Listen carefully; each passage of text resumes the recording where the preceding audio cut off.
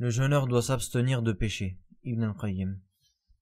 L'imam Ibn al-Qayyim al-Jawziyya, rahimahullah, mort en 751, a dit: le jeûneur est celui dont les membres se sont abstenus des péchés, dont la langue s'est abstenue du mensonge, de la grossièreté et du faux témoignage, dont le ventre s'est abstenu de nourriture et de boisson, et dont le sexe s'est abstenu de rapport.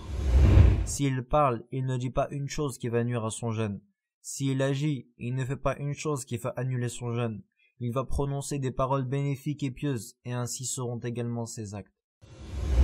Ses actes sont comme l'odeur que sent celui qui s'est assis avec un vendeur de parfums. Celui qui s'assied avec lui profite de lui et est à l'abri du mal, du mensonge, de la perversité et de l'injustice. Ceci est le jeûne qui est légiféré, pas uniquement le fait de s'abstenir de nourriture et de boisson.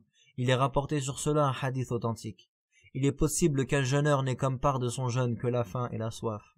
Ainsi, le jeûne est le jeûne des membres vis-à-vis des péchés, le jeûne du ventre vis-à-vis de la boisson et de la nourriture. Et de la même manière que la nourriture et la boisson coupent et annulent le jeûne, les péchés coupent sa récompense et annulent ses bienfaits. Tiré du livre Al-Wabil Sayyib.